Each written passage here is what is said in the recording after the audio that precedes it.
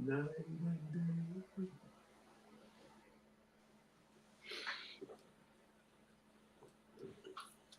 Okay. But how have you been feeling with all this craziness? Yeah, hold on. Let me try to make sure we're on. Was having a little challenge with the live on Instagram. So let's see this going and check in with folks and everything. It is definitely, we're going to get our, okay, let us get our live video here. Public, add our title. Here we go. Copy. So here we go with the Instagram. Yeah. Here we go. And we're going to try to add our Instagram back on. Here we go. And we'll see. This is definitely a Bismillah. Hey, You Assalamu know. alaikum. I'm about to go live here, Instagram live with MuslimARC. So check us out. Um, MuslimARC streaming live on Instagram. Well, we're going to talk about coping with dismantling racism in this most critical time. All right, so inshallah, for those of you who got me on my own Instagram, come on, pop over to MuslimARC and check me out. All right, with my dear sister, Marguerite Aziza Hill. Assalamu alaikum. Salam. We have John joining us. Assalamu alaikum, everyone. Assalamu alaikum. So we're going to just first start talking about coping. I feel like Imam Jahari, you have definitely been instrumental in shaping, and guiding the coping strategies, ever since I've known you. You have been like, have that equanimity. So maybe you could just kind of ground us in this moment from a faith-based perspective in, coping in this moment. Well, alhamdulillah, Rabbil Alameen, wa salatu wa salam ala Rasul Kareem. Really beginning by praising Allah and thanking Allah for having guided us to a way that would be successful for us, both in this life and in the life to come. And grounding us with an understanding that while we may not be in control of everything, that always we know that Allah is in control of everything. And so with that mindset, then we ask ourselves, well, in whatever the moment is, what is it that Allah would like us to do? Knowing that Allah is in control. And we could even take some time and process to say, why is Allah doing a particular thing? Because we know that in it there's going to be some benefit. What that benefit is, we don't know. But to know, alhamdulillah, that it is for us a moment of reliance on Allah. And if we had doubts, we have the Quran, we have the example of the Prophet, alayhi salatu wasalam, and then we have the benefit of history. That throughout human existence, Allah informs us in the Quran, and we look back at the historical records and can see that there are ups and downs, there are opportunities where peace and prosperity reigns, and there are periods where dictatorship and poverty and slavery if we're talking about the American context, slavery existed. And probably if you lived in the time of the transatlantic slave trade, you would think that slavery is never going to end. But it's not true. There was a period of the transatlantic slave trade and it ended. And I remind people that if slavery ended in 1865, that in the era of freedom, by 1965, Islam became the fastest growing religion, organized religion in America. I don't think that's by accident. That with the birth of the internet came a flood of immigrants from the Indian subcontinent who were the backbone of the IT industry. America didn't have enough engineers. But the consequence of that was that we now have a tremendous population of Muslims from the Indian subcontinent.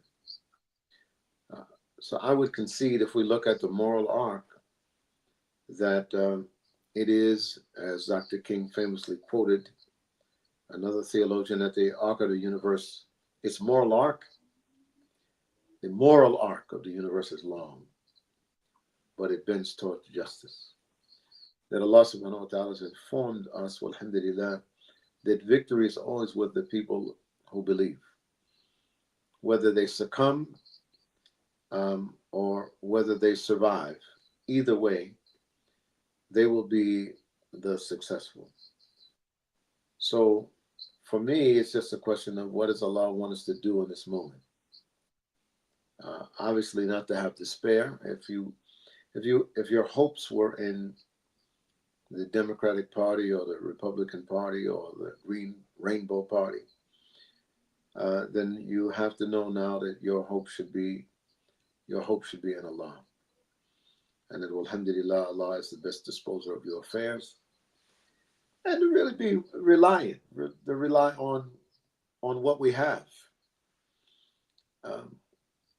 And not be too overly concerned. I'm not a Pollyanist. The sky is falling. Alhamdulillah, with our collected efforts, we can turn things around. I do, Sister Margaret, want to say something that may not be so politically correct. Myself and many others, when we embraced Islam,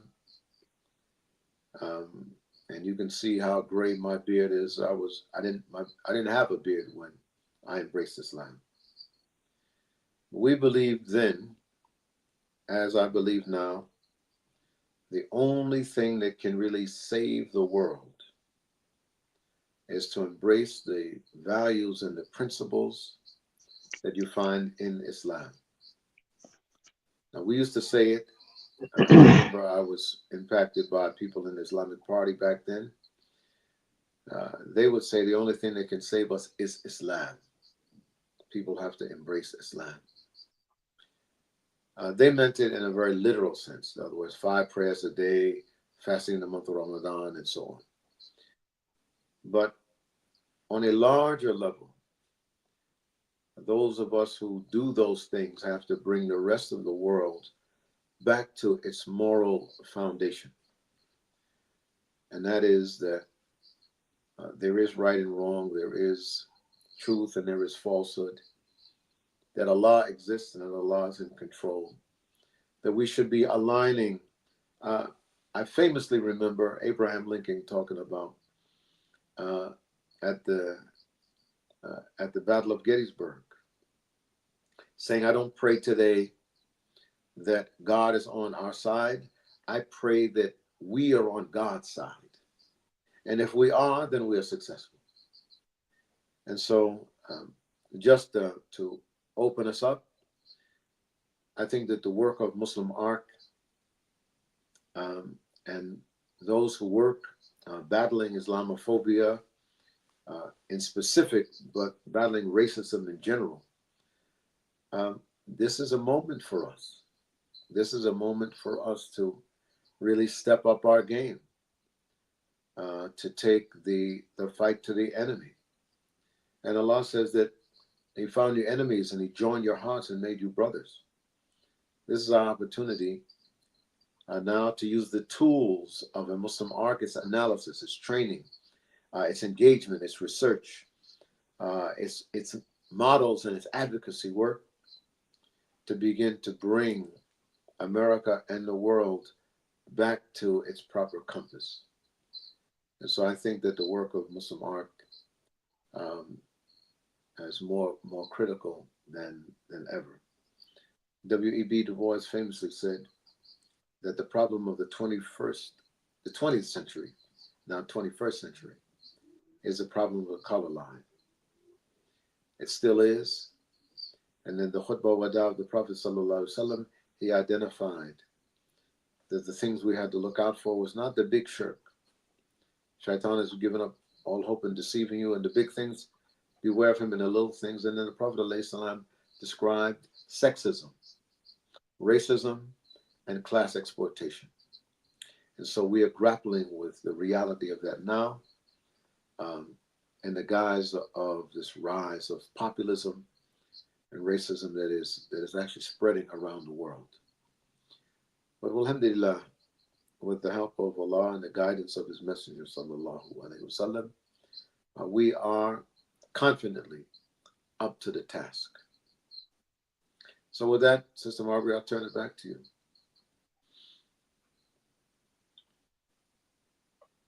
Hey, John, I see you. Assalamu alaikum. How are you today? Alhamdulillah, man. Continue to struggle. Yeah, continue to struggle. You took all the good quotes. Where is Marguerite? She's still in here? Oh, let's see. She's all right. There. She is.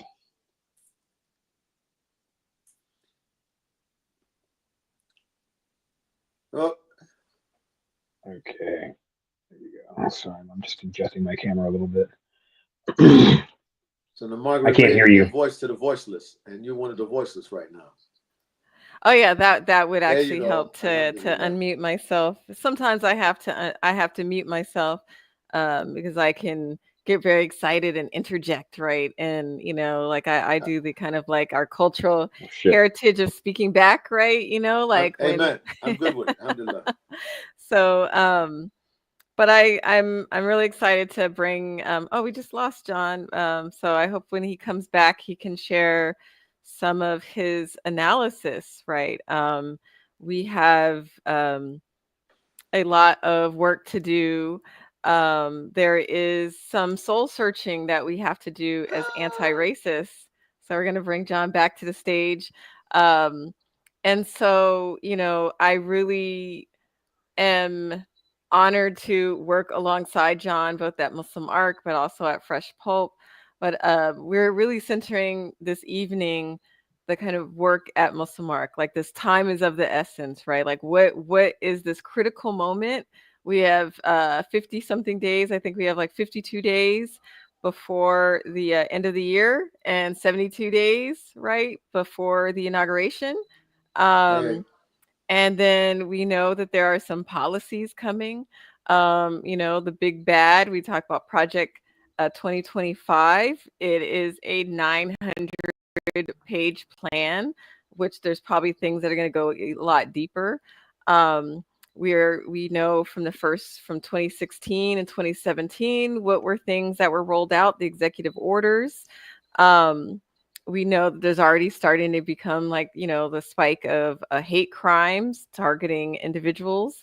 So, back then we were at the forefronts of doing the work of building power within our community for building solidarity, training folks with the racial justice analysis of funders briefs of how to really be able to connect what was happening with the Muslim American community.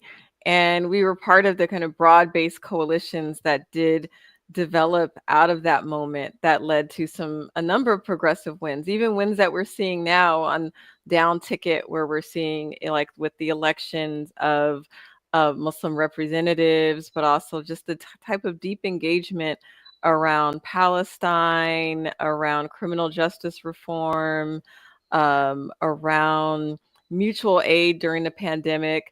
So, this is, we've done a lot of historical work. That COVID coalition work. Yeah, yeah. So I want, John, to kind of try from your perspective, John, what is this moment now? I mean, let's be, let's be real with the folks who are watching, right? Like, Project 2025 is just the latest in a series of conservative projects designed to roll back progressive ideas. That's what project. I mean, you had PNAC in 1996, and you had whack back in the 50s. I mean, there was always something, and which is not to say that this is not a threat, right? This is definitely a new existential threat to reproductive rights, to reproductive health, to women, to Black women in particular, to undocumented women, immigrant women. Like, they're all under threat. There's no doubt about that. But I think the thing that I think what makes looking at the exit polls, I was thinking, looking at exit polls, and I was thinking, you know what? There's a lot of folks out there who have family members and friends who are not who they say who they've been telling everybody that they are. You're right. You're right about that. Right, 72% of white folks voted for Trump, right, collectively. So like 68% women, 69% women, 74% men. So 72% total average, which is nearly 3/4 of the population. 3/4 of the white population literally is on board with rolling back gender affirming care, DEIA, like everything. They're just completely on board with it. And what that says to me is that well, first of all, I think it signifies a level of privilege in that population that they really aren't that affected no matter who's in office, or that they will prioritize their own privilege and their own authority over the well-being and the rights of a very large minority. You're right. And so I think because of that, right, like, there's going to be some very uncomfortable conversations over the holiday dinner table, this Thanksgiving, this Indigenous Peoples Day, this Christmas. There's going to be a lot of, but the difference is that the people that we normally would consider our allies are going to be on the back foot this time, right? Because the people who support Project 2025 and who support Donald Trump, they feel empowered now to just sort of be mask off and very free with their racism. And so I think that this is an opportunity to find those people who are going to have those tough conversations, right? And let's be clear about something, right? The onus of this is not entirely on whites, although a 10 to 12 point swing towards Trump is a big swing. There is, but there's also, if you look at the exit polls, there's what they call other, right? Other voters, which really encompasses all the various essentially Asian races. And that was about a 55% support, which is not overwhelmingly significant like the white voters, but it's still pretty big. And so what needs to happen is that we need to get in these communities, and we need to start educating these communities so that they can go to their dinner tables, they can go to their their functions, their holiday dinners, and they can use the toolkits that we empower them with to have these conversations with their family members. And and also it's going to be a little grubby. You have to start calling people out. Like, hey, I'm pretty. There's 10 people in this room, which means 7.2 of you voted for Trump. I want to know who it is. So that's where I think we are, and it's not an opportunity in terms of a silver lining, but every time darkness spreads, it's a larger opportunity to shine the light. That's what we're doing. That's it. But John, I'm gonna join you in this. Diversity without, if we can just for the moment, diversity without dialogue is destructive.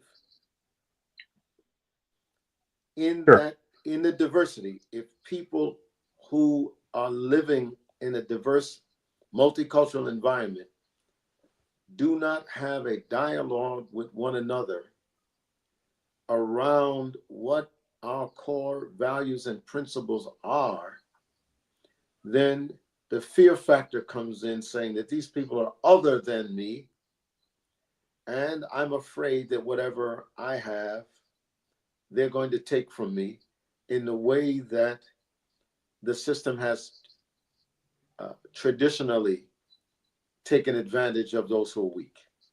And I want to be in the strong group. I don't want to be in the weak group. And if globalization is what's going on, then I want to protect my own niche, whatever that is, without a dialogue that says that kind of thinking is in the long term destructive for everyone. And so I think this issue, as you're saying it, is with the tools of MuslimARC for folks to be able to go to that dinner table and begin to express how, by being open and engaged with an understanding of how the system works and who it's really working for, will bring a conversion of those folks. This is why when I called it Islam. But it is only when people start seeing that their self-interest is tied. This is Dr. King says this. We're tied in a single garment of mutuality, right? And with a single fabric of destiny. What affects one of us directly affects all of us indirectly. People have to be given that lens again. That the idea that some redneck thinks that they don't want Obamacare, right? They're glad they're going to keep their good Tennessee health insurance. Somebody has to tell them, your good old Tennessee health insurance is Obamacare. We have to be the ones engaging people in a way to say, do you know or understand what these changes are, what they mean? That the haves, the have-nots, and the want-mores think if I could just hitch my wagon to Donald Trump, that the have-nots will take care of themselves. We're having a vanishing middle class, and we don't want to face it as a society. Democracy can only work if there is a robust, educated, and engaged middle class. And John, I know you can speak to this better than I can. But without an educated and engaged middle class, there is no democracy. It's just what Malcolm called disguised hypocrisy. Yeah, I mean, one of the things that I in my own work that I have that early on I think I struggled with was this building the solidarity across the class divide. And That's you know, right. coming, you know, because one of the challenges of organizing, for example, in working class areas, working class neighborhoods, or working class communities, particularly rural communities, is first of all I had to overcome my own biases with regards to the good old boy, right? The Yeah. guy was driving the truck and he's got the Confederate flag and the gun rack and whatever. Right. But and I've done that work very recently. And when you actually talk to those people, what you figure out is that many of them really do want to see you just as like another good old boy, right?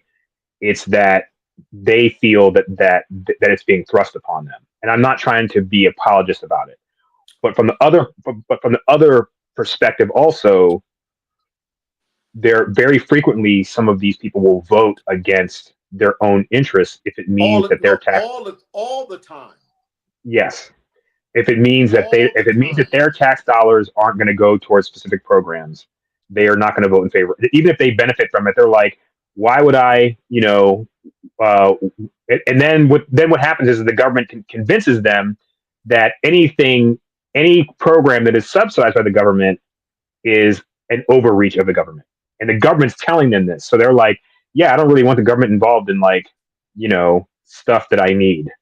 So it's very, very difficult to organize across those lines because basic services, and if you look going back to the 70s, United States of America had very robust basic services.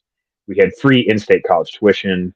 A person who was a grocery store clerk could raise a family of two, and now we have, as you pointed out, we have a diminishing middle class. But here's the other thing: is I'm from Ohio. I'm in Ohio right now. Okay, I don't even know how many uncles I have. I have like 8 uncles. Okay, Now let's remember all let's remember, John. They call it now the Rust Belt, yes, the Rust Belt, right? but When you were right, young, it wasn't rust. right. It was the Steel Belt, They were manufacturing stuff. right, and they still do, but just to a much, much lesser degree, right? And a lot of the jobs have been outsourced, or and the smaller sector. Anyway, my point is that all of my uncles worked for Ford, they worked for Chevy, they worked for and they all of them bought their first homes by the time they were 20. Okay. And so it's not just middle class, a strong working class, And right? A there you strong go. working class that can afford their rent, that can afford their mortgages. I mean, all of my uncles got boats, they got But houses, my you know what I'm saying? my apologies, John. In today's world, if you can buy a house and a boat, you ought to. You ought to No, I these agree, working but class like, people, these working class unionized people, yeah, changed the nature of what it meant to be a working class person. That that's working true. class person had health insurance, they had home, Yes. they could send their kids to college, right? They lived a good life, and they were sold a bill of goods. Yeah. But they And all so you made can, that they all made that good life by pounding steel. you can have a union, you can have a state heavily relied on industry and union labor. And in today's world, union laborers Right. can elect somebody who's in favor of organized labor. Right. And they have slick stuff. They call it, what do they call it? Right to work state. Right. Person said, well, Right. I'm gonna vote for right to work. You're like, really? And then I you'll be think I working think then you're working for $15 an hour. yeah, I mean, and I think the point that I'm making though is that I think that with the work that we do at Muslim Arc, there is also that opportunity amongst the working class population. I think the and here's the other interesting thing about it. Many people are completely content going to work and smelting steel for 8, 9, 10, 12 hours a day, going home, playing with their kids. I got a guy who lives 2 doors down from me, and that's what he does. He actually works on the assembly line at Ford, the Ford plant in Avon. And he comes home, he's home by 6 o'clock. He's got his kid in the yard and he's driving his dirt bike around the neighborhood. He's completely fine. He's completely fine with that, right? He doesn't need to go on vacation to Alsace Lorraine or whatever. He's fine. And the thing is that I'm good that he's good with it, right? He can feed his kids. He's got a nice house. He manicures his lawn. He's happy. And so I think there's all that opportunity exists there. A very difficult terrain to navigate for sure, but the opportunity to engage with the people across these class lines, because there's a lot, and I've been exposed to this a lot. I've been talking to a lot of Black farmers lately. I've been talking to a lot of Black folks in rural areas lately, and there is a divide in those areas between Black and white and everybody else. But there's still an opportunity there to to change some minds, educate some folks. Right, but I mean, John, I know that I'm talking to you, but I'm really talking to Marguerite, right? Right. And that is, we need to operationalize the work of MuslimARC to do that community organizing, engagement, and training. We've got a theory component. MuslimARC has developed a good relationship of allies, but I think moving into these communities particularly now, they're gonna be ready to hear us in a minute, because when the policy shifts come and the benefits that they thought belonged to them or that they might get under the current administration, when that rug gets pulled out from under them, the first place we have to come in with is a racial equity lens. Because without that, people who are on one side will say, as whites did in the early days of the Union, we don't want to unionize blacks because that's going to drive down wages. He said, you're stupid. If blacks join the union, there won't be people to be scabs to be union busting, right? So we got to organize everybody. Right. And the labor movement for working class people is in trouble. And so I hear you saying that MuslimARC, we need to take our game into community organizing and into organizing union work in communities. Yeah, that's what that's the operational part I hear from you. Well, I was addressing, because you were speaking, you were speaking to the middle class and how there is no democracy without the middle class, and I agree with that. But I was just also saying that there is the working class, and then beneath that there's the underclass, right? The underclass is the people who are completely disenfranchised, and I think between those two things, right. You're absolutely right. Yeah. When I lump, see, my categories are the haves, the have-nots, and the want-mores. right? So those people in the middle are both, quote, what we used to call middle class and working class people. Right. Unfortunately, what I think maybe used to be working class people, person who works at the checkout, right, at a store that's not unionized. right. All right. But we got our work cut out for us. But this Well, my grandfather, who was a 32-year veteran of the U.S. Army, and retired, and then went to go drive tractors for the county that he lived in, and he would say to me when I would come to visit him during the summer break, he would say, I'm working class because I work for a living, right? Like, he's like, I don't sit in no office, I don't use a pen, Right. I don't have air conditioning, my wife irons my, she washes my work shirt, so that's where I kind of get my definition from, because there was a lot of that in the house growing up. Yeah, we don't talk about that much, but we used to call it blue collar and white collar. Yeah. So I'm gonna kind of chime in, because I have these degrees and pedigree, and so there's like certain assumptions that people, and I see my daughter in the back, like, even I tried to put the separation. But some of the things that I've had to correct people, and I'm not saying, I'm not one of those types of people that I put my family members' bio, like their accomplishments or their struggles, in my bio. But I mean, I do come from a blue collar Black background. I'm a non-traditional student. I mean, I've worked with my hands. I've been a nanny taking care of other people's kids. I've waited tables.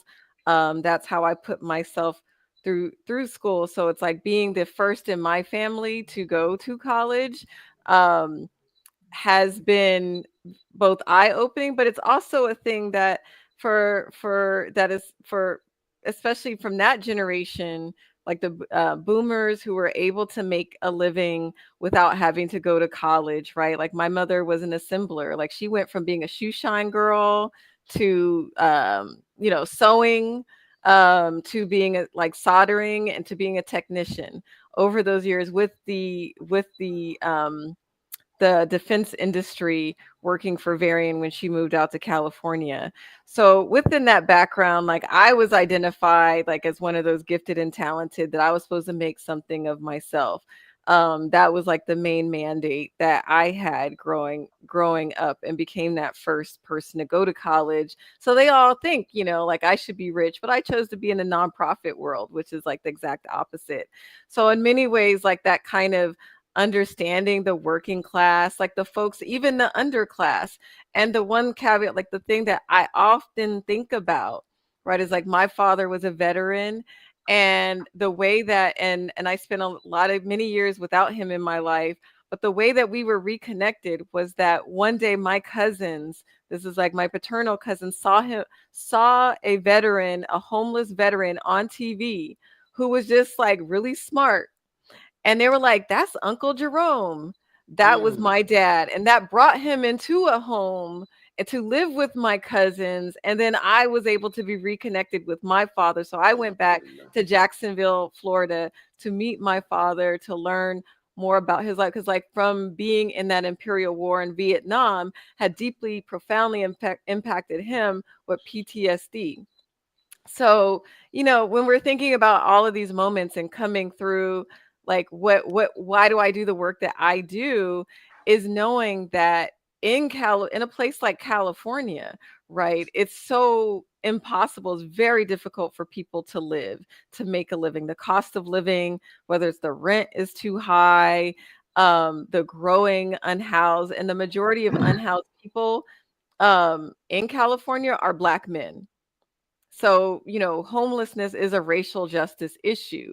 How do we get people back into, who choose to be, who want to get off of the street and to live dignified lives, like, and live sheltered lives? But we have such a large amount of unsheltered people. This is why at MuslimARC we do the teach-ins for Humanitarian Day. When we first partnered with the organizer Umar Hakim, who is with Encourage, but he was like very instrumental in that.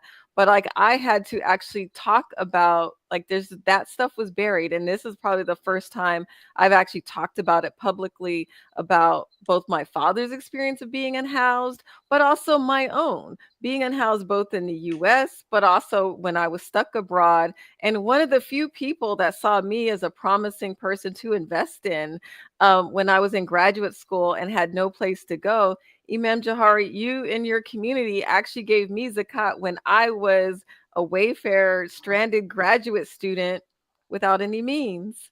So I know we're not supposed to be quiet, but it's just like, but this is the kind of reality that we have. Like, when we're able to invest in each other, right? And to have that type of investment in our work. So for me, like, the investment that the community put to support my higher education and to support the work that we've done, I relate to all sides, the educated class, now that I have this degree, also to the working class family members, to those who are up and coming.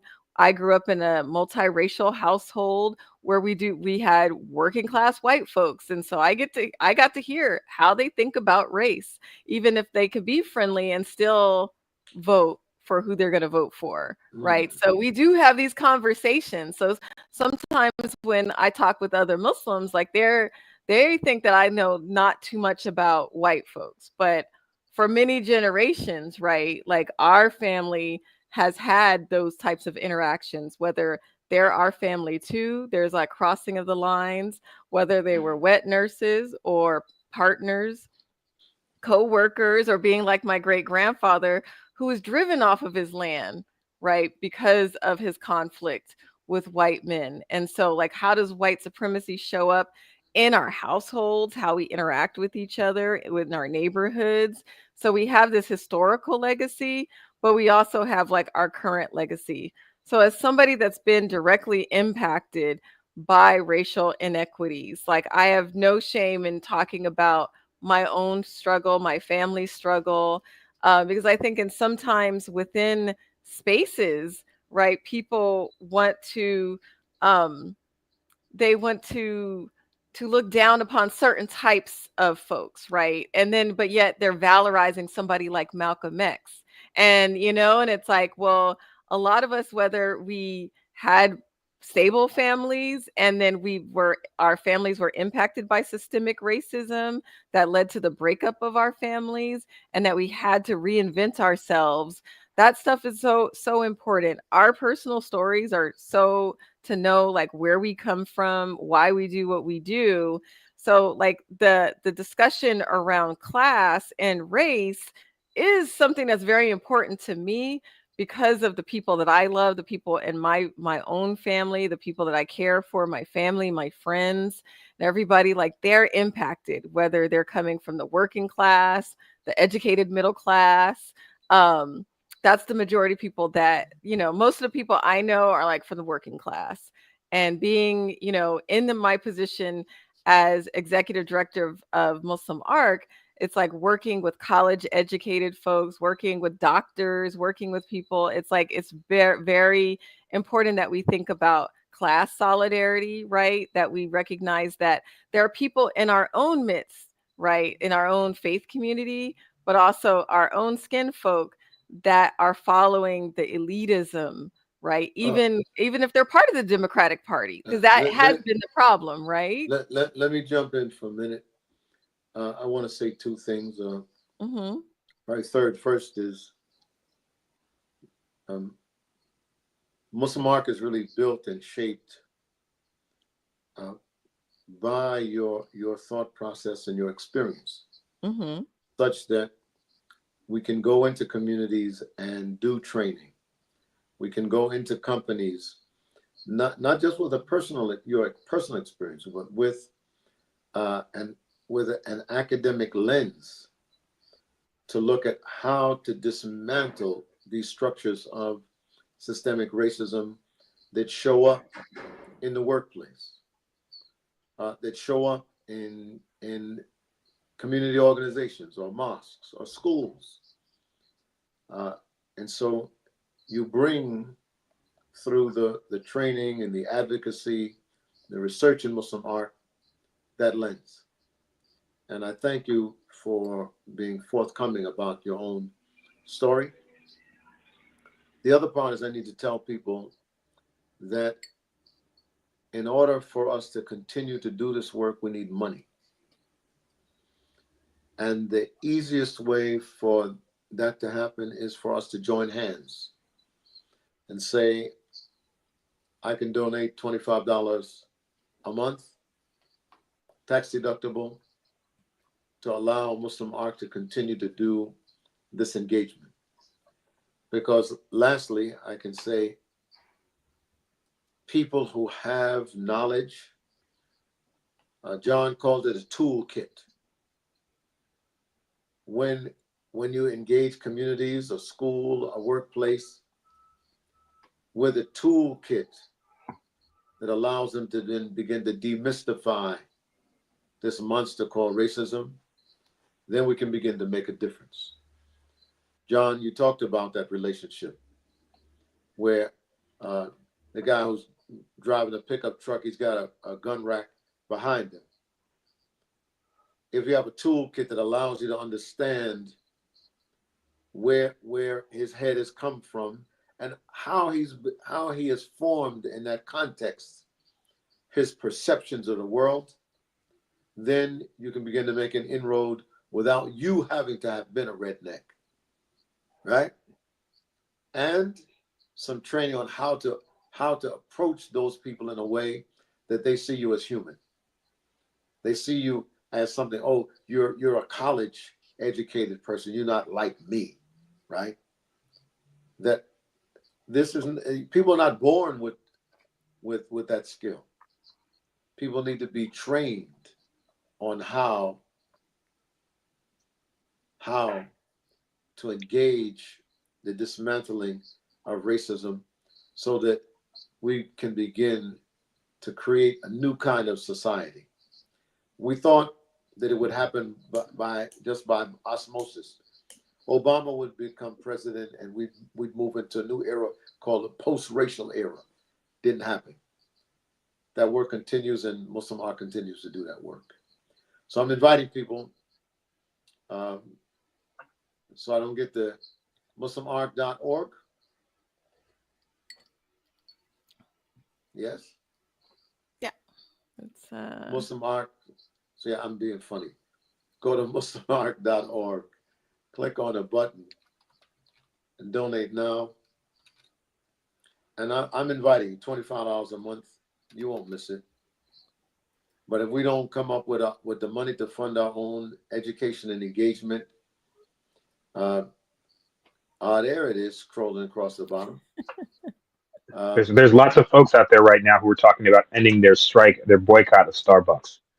I will say you probably spend at least a week on Starbucks or some other coffee. So what I say is alternate days, take that odd day, shoot it over to MuslimARC. You know, now, and we're not saying that because a lot of Muslims own 7-Elevens. We're saying that because we need your support. The reality is that whatever we put forward in this work, you'll see it again, and you won't recognize it until Allah informs you that this benefit that came because of your work, your engagement. I'll tell you a short story. I was invited to a conference many years ago that was designed to train a cohort of Black and brown leaders. And on a break, we were in Austin, Texas. And on a break, one of the Spanish-speaking brothers came over. And you know, now that we've had some orientation and some training, he said, "I'm going to tell you something, right?" He said, "I went into a bar right outside of Austin." He said, the guy in the bar said to him when he walked in, he said, "What are you doing in here?" Guy said, "You know, I just want to get a drink." He said, "We don't serve niggas here." He said, "I'm not a nigger, I'm a Chicano." He said, "I don't care what kind of nigger you are. We don't serve niggas here." So for him, when we're sitting now in this training, he's like, that day, I got it. I got it. Now the challenge is, how do we talk to the guy on the other side of the bar to say that now that you have this strange way of seeing the world, how can we open your mind to say, guess what? You're doing it at a disadvantage to yourself. You're not making America great. And for that, people need tools. Alhamdulillah, me and that brother, we got together and we got some tools over that week at University of Texas at Austin. You know, the Quran is a great guide. The Prophet Muhammad Sallallahu is a great teacher. Said Muawiyah said, "There's no wisdom without experience." There's no reason for people to have to experience racism and then try to figure out what to do, when MuslimARC has done a lot of work with an Islamic lens to help us to be able to dismantle racism in our personal lives, in our personal communities, in our workspace, in our schools, so that we can begin to move the society forward. I believe on many levels we have abdicated our responsibility to attack those three things that the Prophet ﷺ talked about in his last khutbah: sexism, racism, and class exploitation. If you don't remember this sermon, go back and look at it. You probably weren't looking at it, Marguerite, they probably weren't looking at it with a MuslimARC lens. They just saw it as some spiritual talk. But when you look at it through an Islamic lens, you'll say, oh, he was talking about these three things that will be the challenges of our society after his last sermon.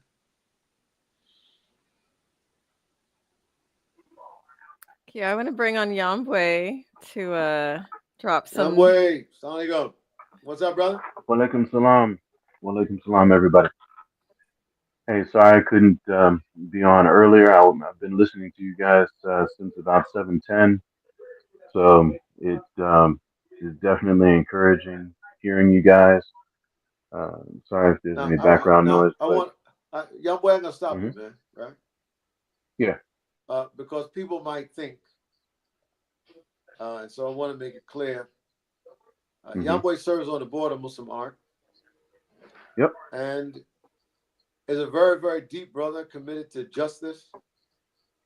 And and has shared with me that he is of another faith other than Islam, but the values and principles of Islam that we're upholding, the values and the principles, brought him to Amen. say, I'm going to serve on the Hmm. board of MuslimARC.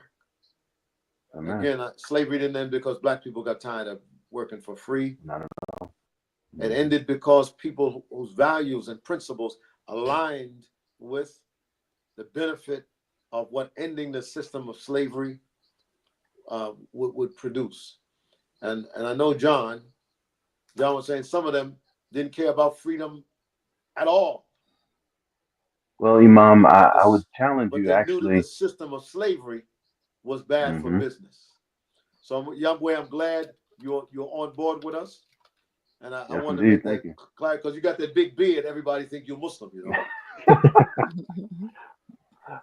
But Muslim bearing in adjacent. mind, Muslim adjacent. I'm Muslim adjacent.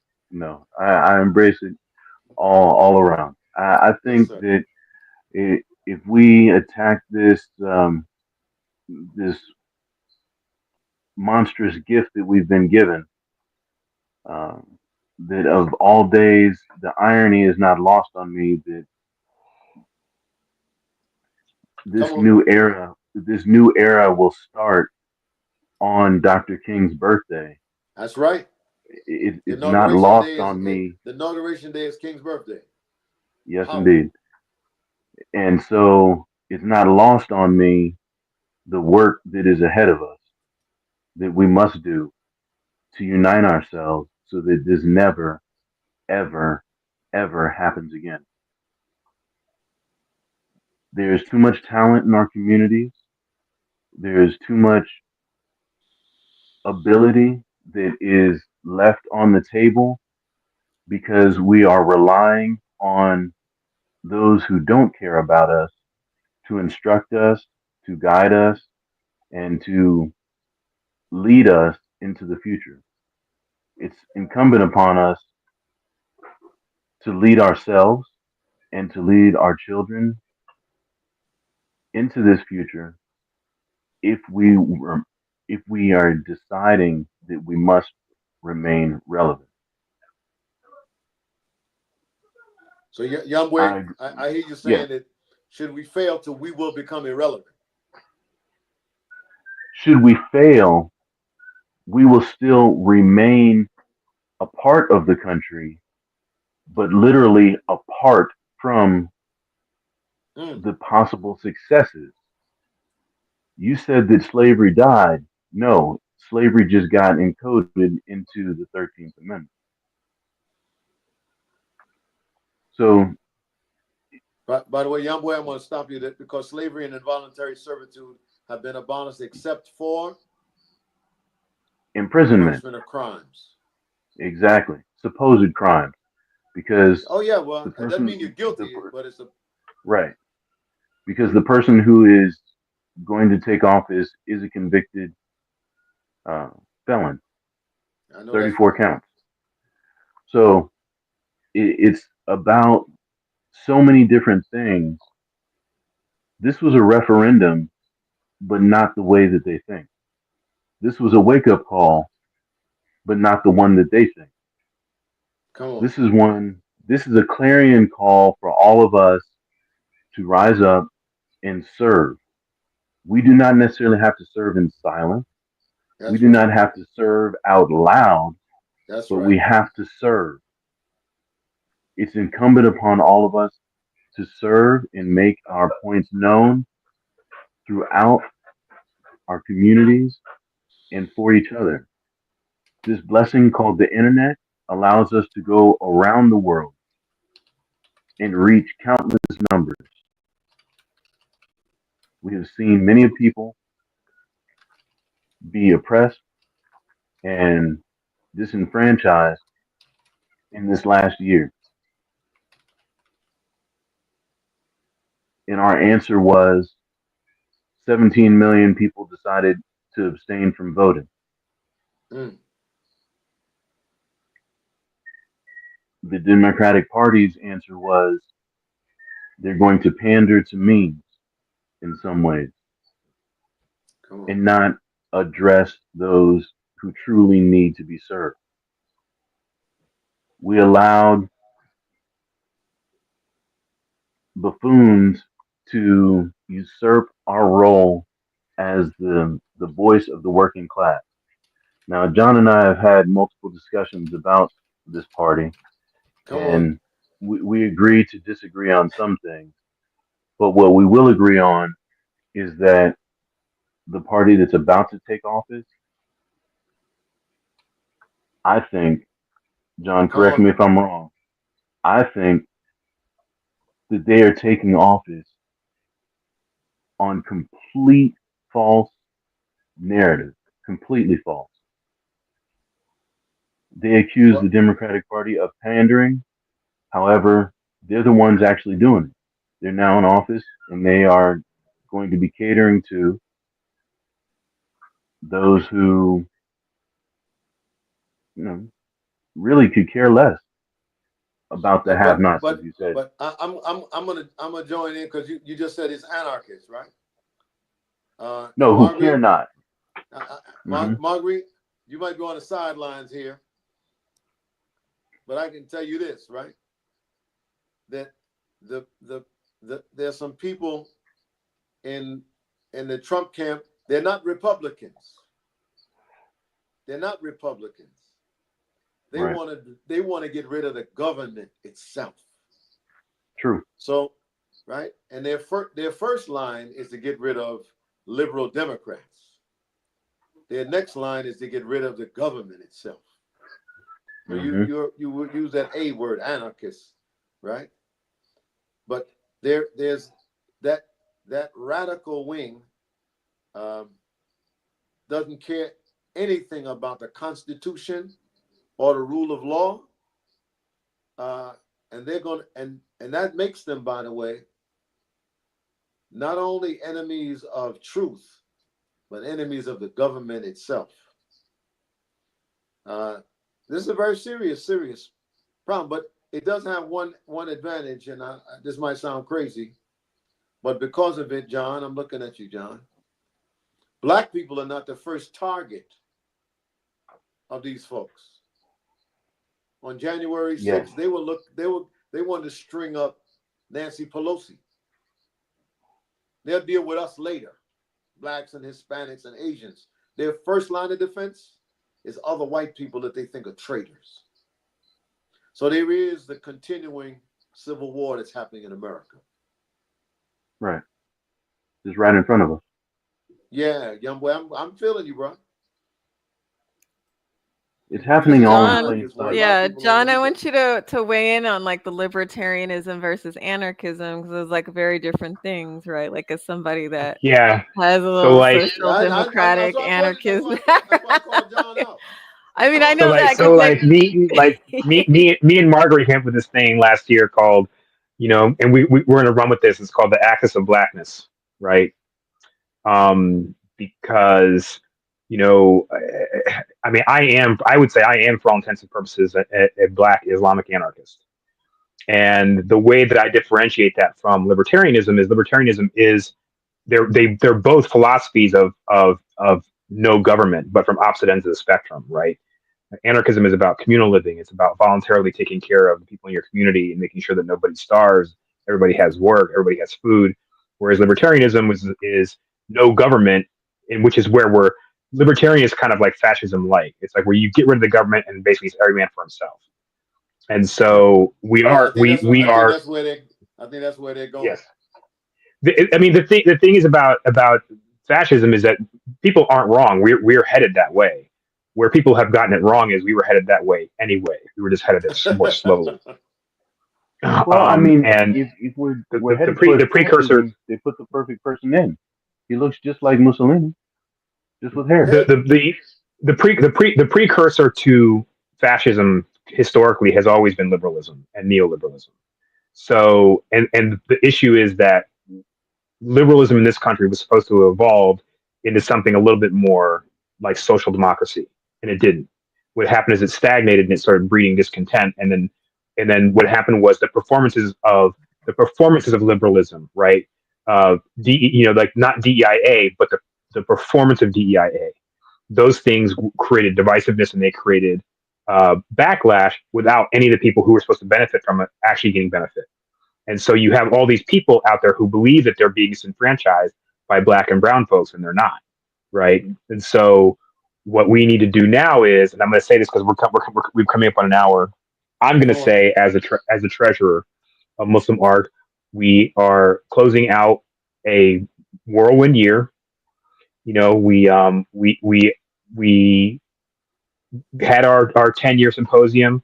We're heading That's into right. our 11th year, and the thing about what's happening right now, whether you want to call it libertarianism or fascism light or neoliberalism or whatever you want to call, the truth is that the strength of our resistance, the strength of our survival has always been in our communities, regardless of who was in power. That's And right. in order for us to shore up those communities, we need you to dig deep into those pockets. We're the community.